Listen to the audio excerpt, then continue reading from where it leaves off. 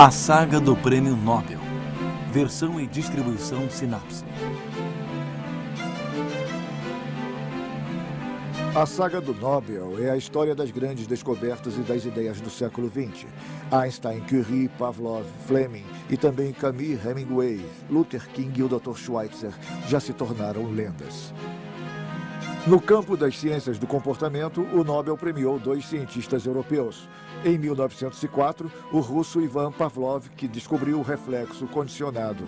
E em 1973, o austríaco Konrad Lorenz, pai da etologia, por sua interpretação do comportamento dos animais em seu ambiente natural. Ciências do comportamento.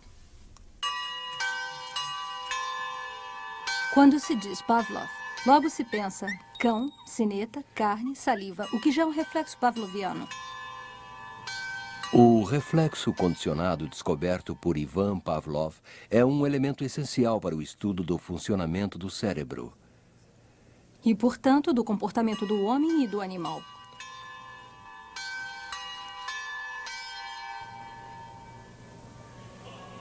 Ivan Pavlov nasceu no dia 14 de setembro de 1849 em Ryazan, na Rússia.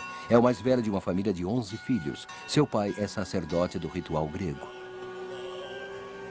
Aos 7 anos, sofre uma queda e bate violentamente com a cabeça. É tão grande o abalo que ele só irá para a escola aos 11. Até lá, seu pai se encarrega de sua instrução. Um dia, passando a enxada no jardim, Ivan parte uma minhoca ao meio. Seu pai lhe explica então que, graças a seus nervos, a minhoca se agita e se reconstitui. É a sua primeira aula sobre atividade nervosa.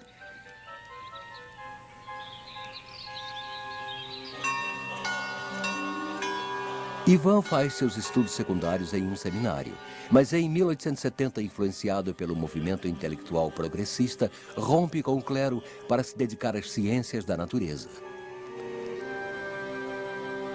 Entra para a Universidade de São Petersburgo. Pavlov se entrega com entusiasmo ao seu primeiro trabalho científico, o estudo dos nervos do pâncreas. Por sua dissertação, recebe uma medalha de ouro. Mas em 1878, em solidariedade ao professor Sion, de quem é assistente e que é injustamente castigado pelas autoridades universitárias, Pavlov deixa a renomada Faculdade de Medicina. Ivan Pavlov terá de se contentar com o Instituto Veterinário, mas, para a sorte dele,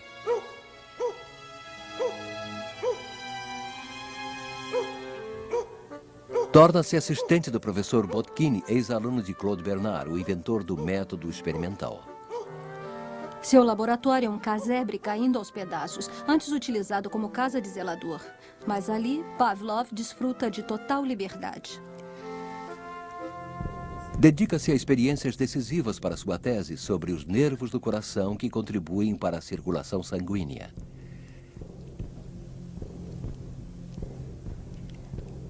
Em 1881, ele casa com Serafina Vassilievna, professora de matemática.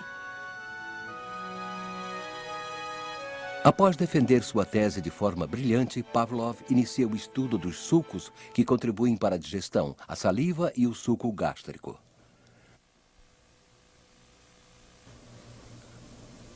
Para estudar a secreção da saliva, ele faz uma abertura na glândula submaxilar de um cão, onde fixa um tubo para o qual serão desviadas as gotas secretadas. Assim, a saliva é coletada em tubos com graduações. Primeira experiência. Coleta-se a saliva de um cão que está comendo.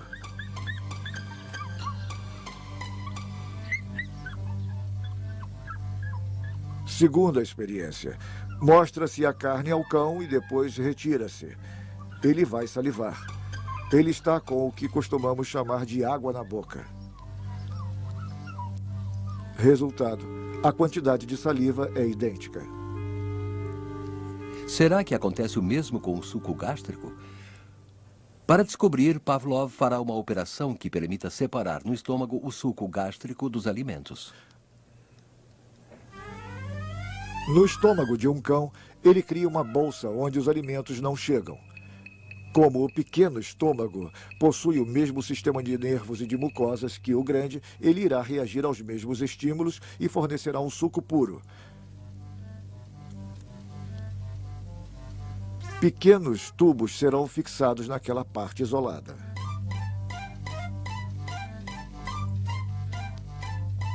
Pode-se então constatar que a mesma quantidade de suco gástrico é acionada pela visão, pelo olfato ou pelo consumo de alimento. Por outra experiência que consiste em desviar a carne mastigada por uma abertura feita na garganta do cão, Pavlov conclui que, mesmo sem o alimento, o estômago continua produzindo a mesma quantidade de suco gástrico. Pavlov interpreta o fenômeno assim. Os alimentos excitam o aparelho gustativo. A excitação é transmitida pelos nervos gástricos para o bulbo raquidiano, de onde, conduzida pelos nervos vagos, ela chega às glândulas gástricas. Em resumo, produz-se um reflexo que vai da cavidade bucal para as glândulas gástricas.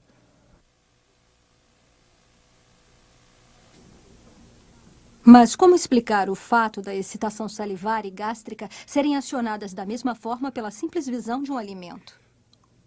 Os cientistas que haviam observado o fenômeno pensavam que era o desejo que fazia o animal salivar. É uma secreção psíquica, diziam. Na época, corpo e espírito eram considerados entidades separadas. Mas Pavlov se pergunta, e se esses estímulos ditos psíquicos tivessem na realidade uma origem física? É esta a sua revolução. Tudo deve acontecer no cérebro, pensa Pavlov. É ele que condiciona o reflexo da salivação. As ditas secreções físicas são reflexos, não reflexos absolutos, como quando a saliva e o suco gástrico envolvem um alimento para ajudar na sua digestão, e sim um reflexo condicionado. Condicionado por uma aquisição do cérebro que memorizou o gosto do alimento.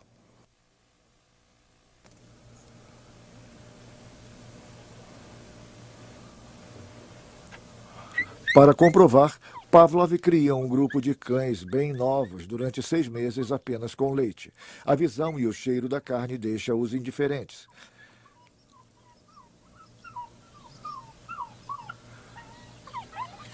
Mas quando passam a comer carne várias vezes, sua visão e seu odor provocam neles a secreção da saliva, como fazia o leite. Conclusão, a reação de um carnívoro frente à carne não é um reflexo inato, mas um reflexo adquirido, condicionado. Agora Pavlov quer saber como age o cérebro, quais são os mecanismos internos. Impossível operar para verificar. Mas pode-se tentar entender esses mecanismos por dedução. É o que fará Pavlov com a sua mais famosa experiência. Ele pega um cão no qual ele fixa um tubo para desvio da saliva. Antes de lhe dar carne, ele toca uma sineta. O cão saliva. Coleta-se a sua saliva. Repete-se a operação várias vezes durante vários dias. Em dado momento, não se dá mais carne ao animal. Mas com o barulho da sineta, ele continua salivando em quantidades idênticas.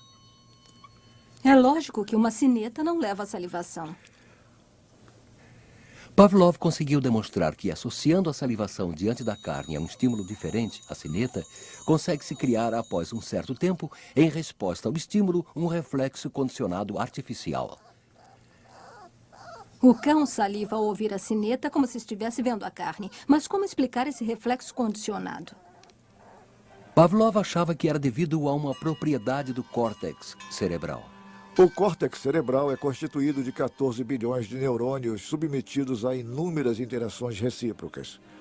A formação de um reflexo condicionado é possível graças às interações.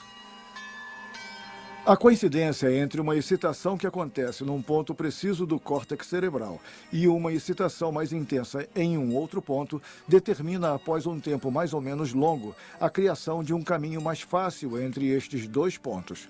A conexão se estabelece, então, de forma duradoura e continua funcionando mesmo quando um dos dois pontos está inativo. Com o tempo, este caminho se apaga e o reflexo condicionado acaba desaparecendo se não for estimulado. Os mecanismos do condicionamento permitiram a Pavlov realizar descobertas fundamentais sobre o funcionamento do cérebro humano. Muito à frente das descrições que a ciência da sua época dava, ele descobriu que o homem pensava com a totalidade de seu cérebro, mas não com todas as partes ao mesmo tempo. Para Pavlov, o pensamento é um jogo de reflexos condicionados pela educação e pela cultura. Se fosse possível enxergar através das paredes do crânio e se a zona de maior excitabilidade fosse luminosa, constatar-se-ia no homem pensante o deslocamento incessante desse ponto de maior excitabilidade, supostamente luminoso. Nós o veríamos mudar continuamente de forma e dimensões. Ele seria cercado por uma zona de sombra mais ou menos espessa, ocupando todo o resto dos hemisférios. Ao jogo de estímulos-respostas governados pelos reflexos condicionados, superpõe-se o jogo da palavra, que é um segundo sistema de sinais enviados aos centros nervosos que desencadeiam reações. Digo stop, você para.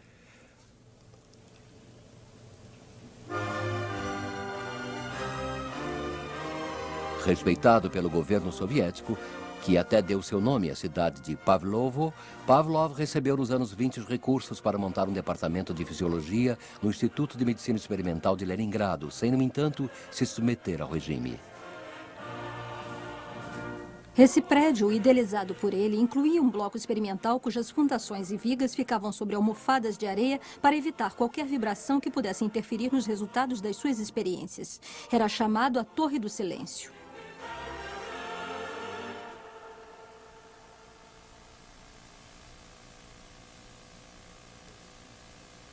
Foi aqui que ele trabalhou até morrer em 1936, cercado pela admiração de seus alunos. Reverenciado no mundo inteiro, Pavlov viu suas ideias serem adotadas pela comunidade científica internacional.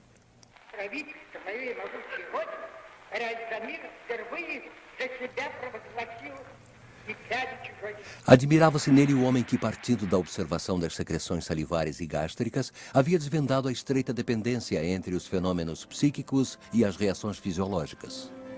Suas descobertas iriam ter importantes repercussões no estudo do comportamento animal e humano, na psiquiatria e na psicologia experimental. Pavlov também retomou o debate sobre o inato e o adquirido, afirmando que tudo estava ligado ao meio e à educação. 20 anos depois, Konrad Lorenz retomará o tema, ressaltando os mecanismos de comportamento inatos, isto é, transmitidos geneticamente, não apenas condicionados pelo meio, como queriam Pavlov e os comportamentalistas. Prêmio Nobel em 1973, o austríaco Konrad Lorenz, graças ao seu relacionamento desde criança com gralhas, gansos e peixes, foi o principal fundador de uma ciência chamada etologia.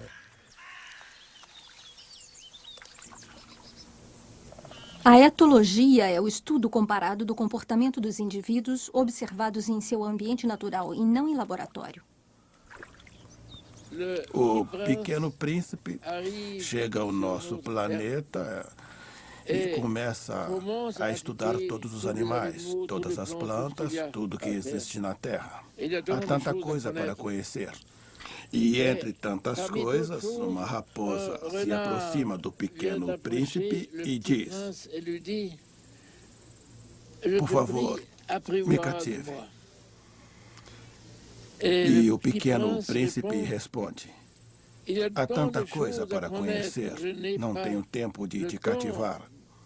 E a raposa diz: "Saiba então que só se conhece aquilo que se cativa e que se domestica." Pode-se dizer que este princípio, também expressado por Saint-Exupéry, é o princípio com o qual trabalhamos todos os dias e também trabalhamos o ano todo. Lorenz identificou o fenômeno da impressão pelo qual o animal recém-nascido se apega ao primeiro ser que ele encontra. A impressão vai permitir que ele aprenda e se desenvolva.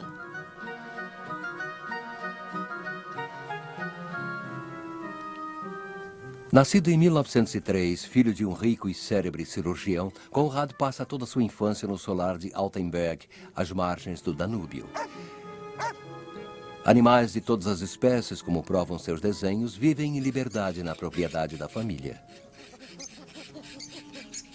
O jovem Konrad manifesta desde muito cedo sua afeição pelos animais. Seu pai o incentiva nessa paixão, pois ele mesmo adora cães. Aos 6 anos, ele ganha um pato. Sua amiga Gretel, que será mais tarde sua esposa, também possui um pato. Eles provocam encontros entre os patos. Conrad observa.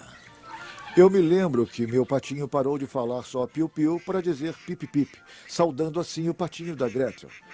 A partir do momento em que entendi sua linguagem, passei a amar os patos. O estudo da comunicação animal e a transmissão dos comportamentos necessários à sobrevivência das espécies vai constituir a base de seus trabalhos.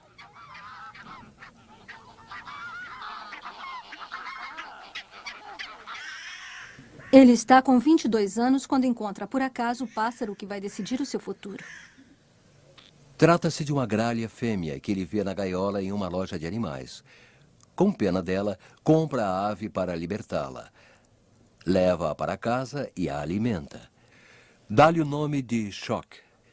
Quando quer soltá-la alguns meses mais tarde, a gralha não quer ir embora.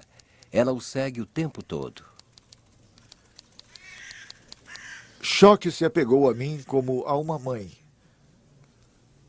Eu nunca aprendi com um pássaro tantas coisas tão essenciais quanto aprendi com Choc no verão de 1926. Choc prefere Laurence a qualquer outro ser humano. Quando aprende a voar, durante algum tempo ela segue pássaros, mas são aves da família dos corvídeos e não gralhas como ela.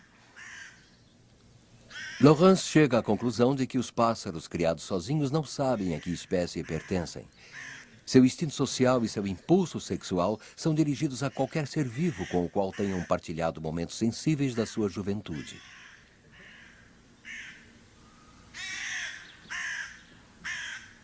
Mais tarde, Choc irá adotar uma das 14 pequenas gralhas que Laurence criou. Seu comportamento com o passarinho será o de uma mãe gralha totalmente normal, embora nunca tivesse visto outros filhotes. Este comportamento devia ser inato. Depois de sua experiência com Choc, Laurence continuou a criar e observar as gralhas. Ele percebe que uma jovem gralha tem de aprender com uma mais velha como reconhecer seus inimigos. Criada longe dos seus, ela não vai temer um gato. Os pais devem passar aos seus filhotes suas experiências pessoais. Parte do que é específico a cada espécie se transmite de geração a geração. Depois das gralhas, Laurence passa a observar os patos e os gansos que vivem nos campos perto de Altenberg. Ele observa movimentos expressivos, idênticos em todos os representantes de uma mesma espécie. Estes movimentos desencadeiam comportamentos e agem como sinais. Eles constituem um repertório de estímulos, uma linguagem que suscita a resposta dos congêneres e permite a comunicação. Apaixonado pelas teorias de Darwin, Laurence descobre que esse repertório contribui para a classificação das espécies, assim como o formato do bico, do esqueleto ou a cor da plumagem. O ornitólogo americano Wallace Craig, que foi para Laurence um mestre muito influente, propôs chamar de instintos os comportamentos próprios a cada espécie. Comportamentos que, para Laurence, estão inscritos no patrimônio genético e são transmitidos no nascimento. Ou seja, existe um programa inato de comportamento. Mas por qual mecanismo o animal vai aprender a acionar esse programa? Pela impressão, diz Laurence, isto é, por esse apego imediato que direciona a confiança do animal recém-nascido ao ser mais próximo dele nas primeiras horas após o seu nascimento, em geral a sua mãe.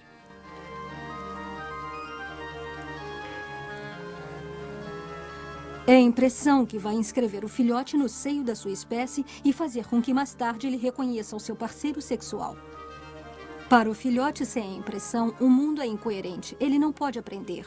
Sua vida corre perigo.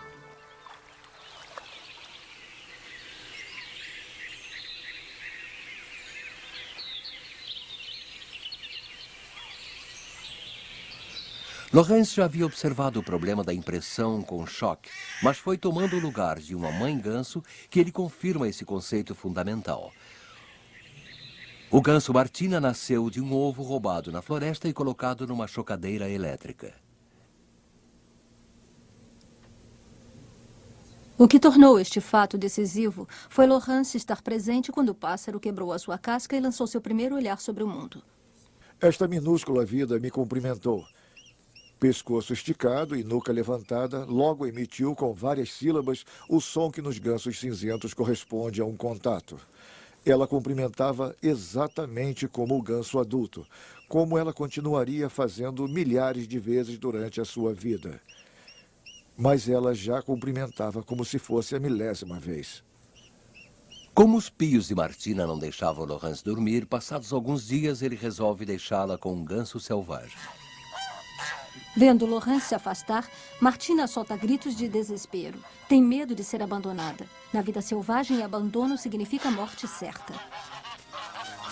Laurence reconsidera e aprende a dar gritos que tranquilizam Martina.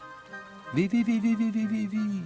Martina se apega a ele, que por sua vez cuida dela. Logo, ele lhe dá 9 companheiros, também mimados por ele. Feliz a ciência em que uma parte essencial do estudo consiste em nadar nu e se divertir nas águas do Danúbio, na companhia de um bando de gansos selvagens.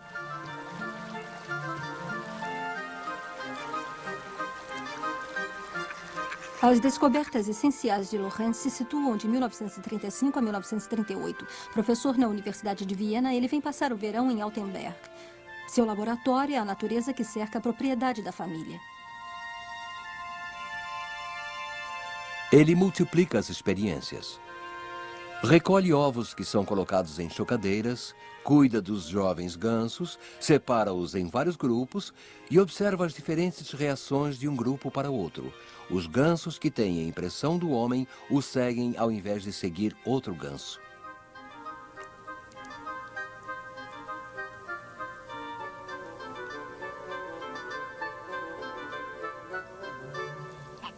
Ele decodifica os seus gritos. Tá bom, aqui vamos ficar. Cuidado, perigo! Onde você está? Em 1937, com o pesquisador holandês Nico Tinbergen, Laurence aperfeiçoou um método de observação que consiste em tomar notas de cada detalhe de um comportamento ao longo do tempo. Eles observam um certo encadeamento e atitudes que estatisticamente são sempre as mesmas e que, a tal comportamento de desafio ou de ameaça, vai se suceder esta ou aquela atitude. Determina-se então o conceito de mecanismo inato de desencadeamento, o MIDI.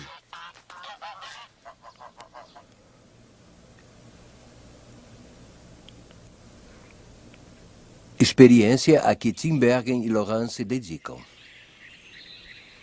Eles pegam um ovo num ninho de ganso cinzento e o colocam fora do ninho.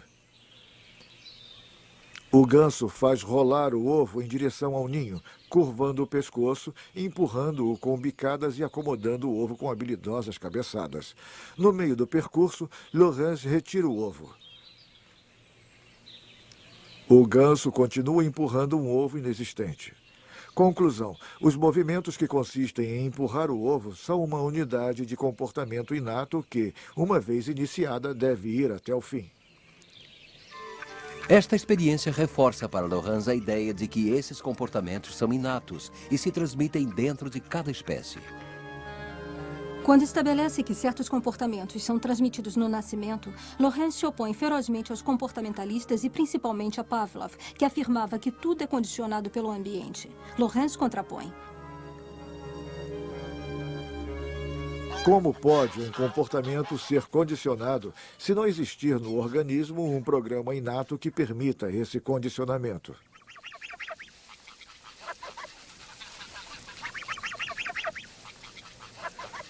Para Laurence e Tinbergen, não existe a oposição entre o inato e o adquirido. São os mecanismos inatos que permitem a aprendizagem dos comportamentos favoráveis à conservação da espécie. Konrad Lorenz e Nico Tinbergen recebem por estes trabalhos o Prêmio Nobel de Fisiologia e Medicina em 1973. Um prêmio que eles dividem com Carl von Frisch, que conseguira identificar uma linguagem na dança das abelhas. Reunindo estes 3 cientistas europeus, o júri do Nobel pretendia saudar uma jovem ciência que havia chegado à maturidade, a etologia. A atribuição do prêmio Nobel a Lorenz foi contestada por diversas vozes que lembravam que o simpático cientista nunca havia negado seu passado nazista. De fato, em 1938, Lorenz adere ao Partido Nacional Socialista. Ele deixa a Universidade de Viena para ir lecionar na Universidade de Königsberg, na Prússia Oriental. Lá, ele utiliza bastante as suas descobertas sobre o comportamento dos animais, passando a aplicá-las ao homem dentro das concepções racistas propagadas pelos nazistas. Lorenz pede que se aplique às sociedades humanas o princípio de eliminação dos fracos e dos que possuem taras para que as espécies conservem a sua pureza genética. Para a preservação da raça, é necessário estar atento à eliminação dos seres moralmente inferiores de forma ainda mais severa do que hoje. Nos anos 60, Lorenz, que se interessava muito pela agressividade, em especial dos peixes, comete mais um erro, ligando-se aos partidários da sociobiologia. Uma pseudociência que estabelece uma equiparação abusiva entre as sociedades humanas e as sociedades animais. Mas não foi este Lorenz que o júri Nobel premiou, e sim o observador intuitivo da impressão e fundador da etologia. Depois, outros pesquisadores aplicaram de forma científica os métodos de observação de Lorenz no estudo do comportamento humano. Hoje, a etologia nos ajuda a decifrar os mistérios ainda insondáveis da natureza humana. Dublado nos estúdios da Áudio News.